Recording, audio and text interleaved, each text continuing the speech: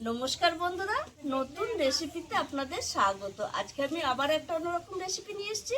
আজকে আমি করে দেখাবো। দেখুন বন্ধুরা, কত বড় মানকচু। এই দেখুন, আমার এক ভাই দিয়েছে, আর ওদের গাছেরই মানকচু। এই মানকচু দিয়ে কই মাছ আর রূপচাঁদ মাছের ঝোল করব।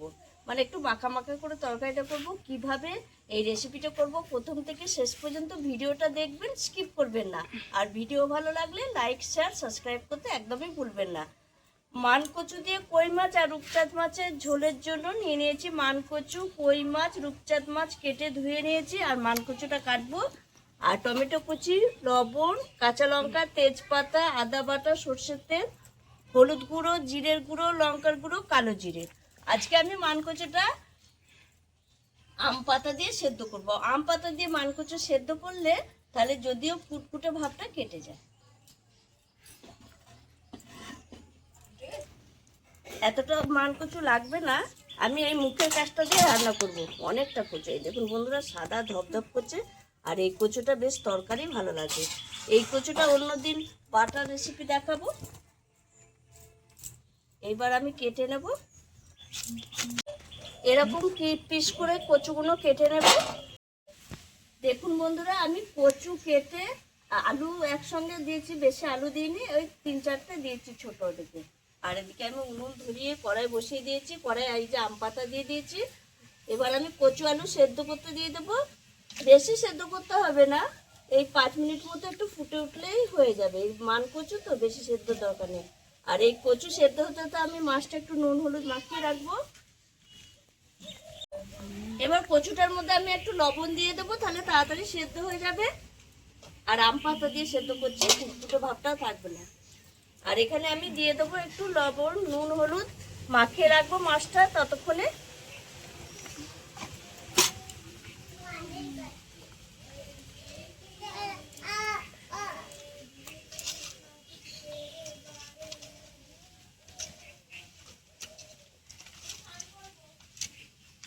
আমি এই সেদ্ধ করা অবধি অপেক্ষা করব।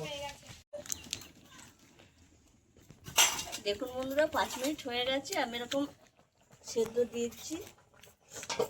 এই দেখুন বন্ধুরা, মানকচু একদম 50% একদম সেদ্ধ হয়ে গেছে। আর বেশি সেদ্ধ করলে হবে না, তাহলে ভাজার সময় পুরো গলে যাবে, তাহলে আর কষাতেই পারবো না। দেখছেন কিরকম সেদ্ধ হয়ে গেছে। এবার আমি জলটা গেলে নেব।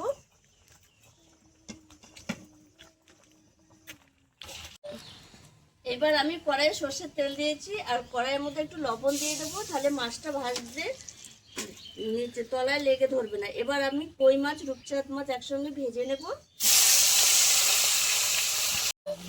মাছ সব ভাজা হয়ে গেছে, তুলে নিচ্ছি।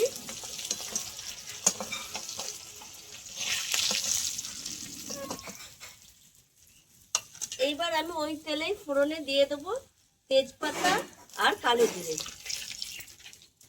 এবার আমি কচুগুলো দিয়ে দেবো, কচু আলু একসঙ্গে দিয়ে দেবো।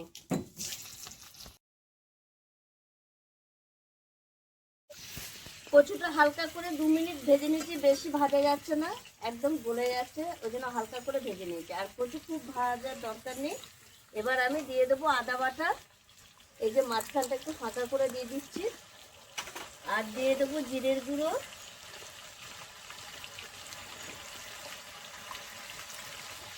আমি লবণটা পরে দেবো, তাহলে কচু আরো গলে যাবে। হলুদ গুঁড়ো, লঙ্কা গুঁড়ো, এখানে 4-5টা মতো কাঁচা লঙ্কা ভেঙে দেব।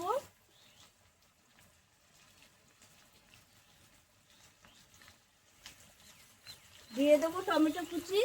আর লবণটা পরে দেবো, কচুটা একটু কষানোর পর দেবো, নাহলে একদম গলে যাবে কচু। কচু মশলার সঙ্গে কষানো হয়ে গেছে। এবার আমি দিয়ে দেবো স্বাদ মতো লবণ। লবণটা পরে দেওয়ার ফলে কচুটা এখন গলবে। আর লবণটা আগে দিলে কচুটা একদম গলে যেত, কষানো যেত না। এবার আমি এই ভেজে রাখা মাছগুলোও দিয়ে দেবো কচুর সঙ্গে এরকম আমি 1 মিনিট মতো একটু নেড়ে চেড়ে নেবো, দিয়ে জল দিয়ে দেবো। দেখুন বন্ধুরা, 1 মিনিট আমার নাড়াচাড়া হয়ে গেছে। এবার আমি জল দিয়ে দেবো।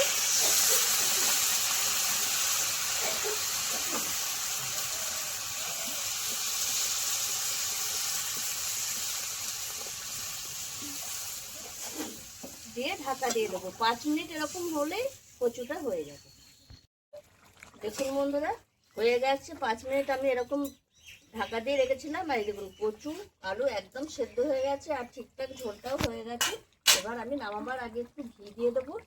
আপনাদের ইচ্ছা হলে, এটা অপশনাল, ইচ্ছা হলে দেবেন, ইচ্ছা না হলে দেবেন না। যারা ঘি পছন্দ করে না তাদের দেওয়ার দরকার নেই। এবার আমি নামিয়ে নেব। আর কত সুন্দর হয়েছে দেখুন বন্ধুরা, মানকচু দিয়ে কই মাছ আর রূপচাঁদ মাছের ঝোল, অসাধারণ লাগে এই রেসিপি। এবার আমি ঢেলে নেব।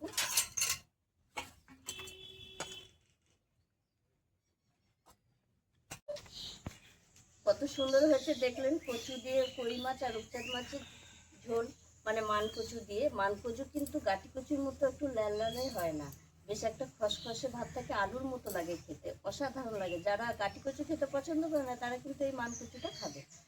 আর আমার এই রেসিপিটি যদি আপনাদের ভালো লেগে থাকে তাহলে লাইক করবেন, শেয়ার করবেন, সাবস্ক্রাইব করবেন। আবার দেখাবে আপনার ভিডিও।